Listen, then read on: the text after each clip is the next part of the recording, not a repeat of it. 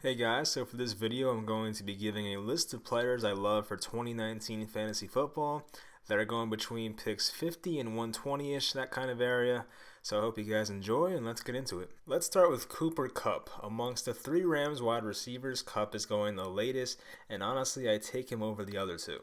We should know that Kupp is Jared Goff's go-to receiver in the red zone by now. In Kupp's rookie season where he played 15 games, he ranked 4th in red zone targets with 23.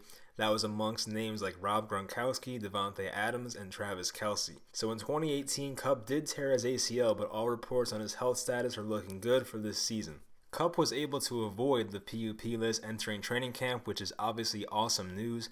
Before the injury last year, Kupp was on pace for 80 catches, 1,132 yards, and 12 touchdowns, which in half PPR leagues would have made him wide receiver number 11, which of course is a wide receiver 1 for fantasy. Right now, you can get Kupp in the back of the 5th round, which is awesome value. Next on the list is Chargers tight end Hunter Henry. Henry missed the entire regular season with a preseason ACL tear, but should be good to go for 2019. Henry is one of those guys that when he's on the field, he should produce. His career production based on targets has been tremendous, and if given the right amount of targets, these numbers suggest he'll outproduce his draft price. His receiving stats for his career are 115 targets, 81 receptions, 1,057 yards, and 12 touchdowns. 115 targets is a lot, but it's not outrageous based on what some of the top tier tight ends get in today's NFL. Last season there were 5 tight ends that had over 100 targets, and if Henry can get around that number, he'll easily be a top 5 tight end. With Antonio Gates out of the way, his main competition is Virgil Green, and it's safe to say that Henry will get to play a ton this season. We know Phillip Rivers loves targeting the tight end, and as long as Henry's on the field, he'll put up some great numbers. Right now, Henry is a 6th round pick in fantasy. If you play in a point per reception league, you have to get James White this year based on his ADP. White is going in the 7th round right now, but based on the trends, he'll be a 6th round pick soon enough. So here's the confusing thing. White finished as running back number 8 in half PPR and number 7 in full PPR last season, but is being ranked as running back number 33 according to Fantasy Football Calculator. Even in a standard league where White doesn't get points for his biggest attribute, he still finished as an RB1 at running back number 11. Oh yeah, and the Patriots lost Rob Gronkowski, which means more targets for James White. In 2018, White saw 123 targets with Gronkowski on his team, and with him gone, I'm not sure he'll see many more, but him getting over 100 targets seems like a safe bet.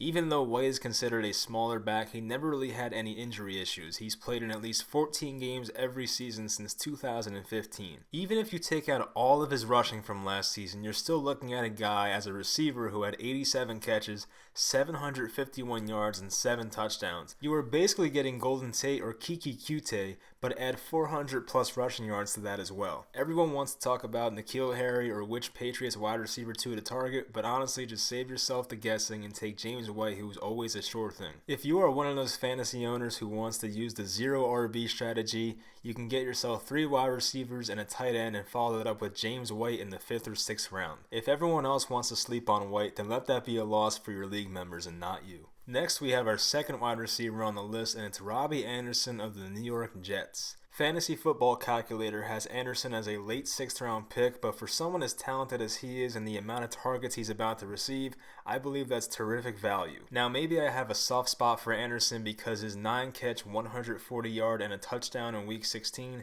won me a fantasy championship, but there are other reasons to like him. His competition for targets is not all that concerning. Quincy Enunwa and Jamison Crowder definitely have their injury concerns, and while I do like Chris Herndon, that's not enough to scare me off of Anderson.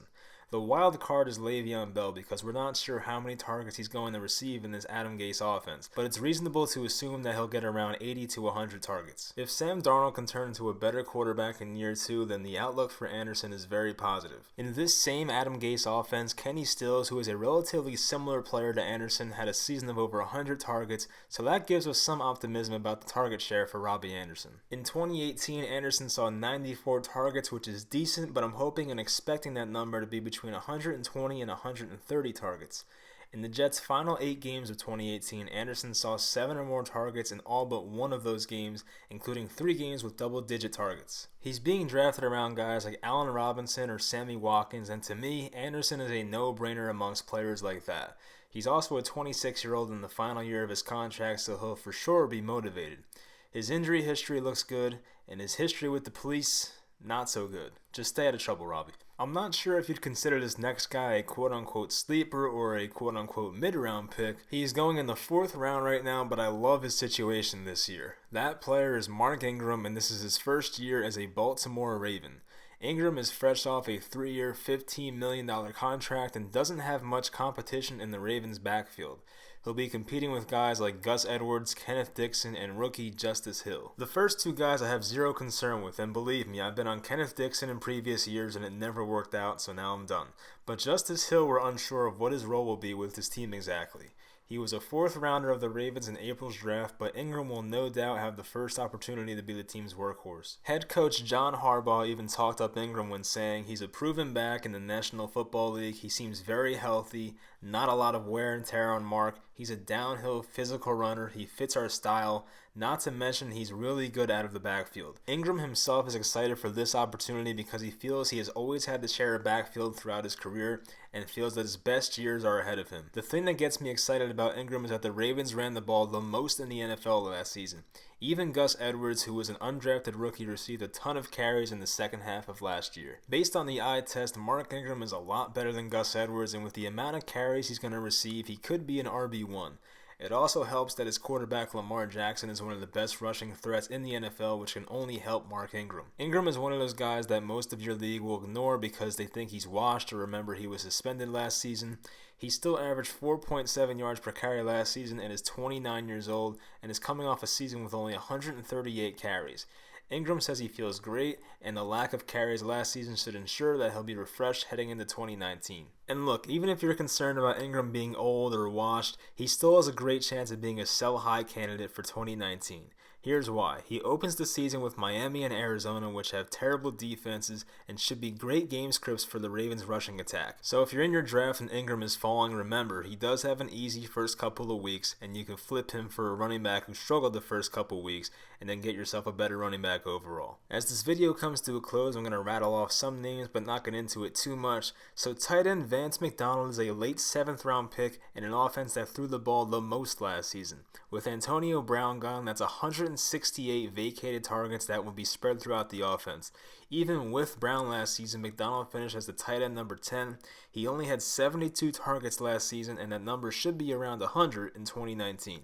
It's no guarantee that McDonald stays healthy, but if he does, I'm excited to see the numbers that he produces. If you've been keeping up with my fantasy football videos, you know I'm really into Cam Newton, and I made a whole video about him as to why I'm interested.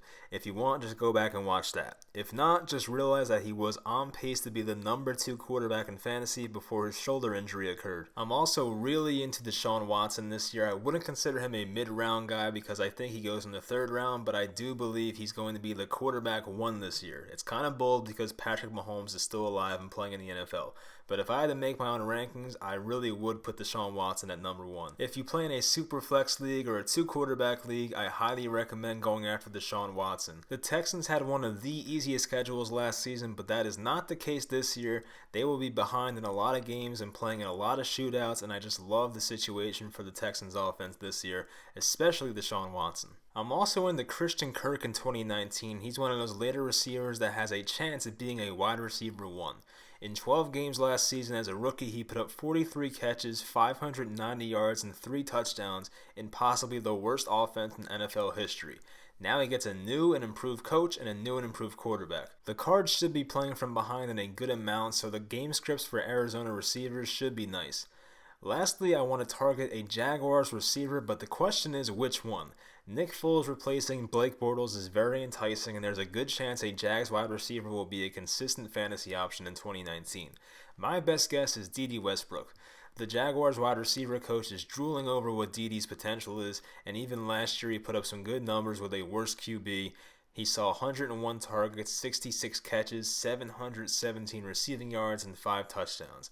With Foles and a little bit more targets, we may potentially see an 80 reception, 900 plus yard season for Dede Westbrook. That'll be it for this video. I hope you guys enjoyed, and as always, I'll talk to you next time.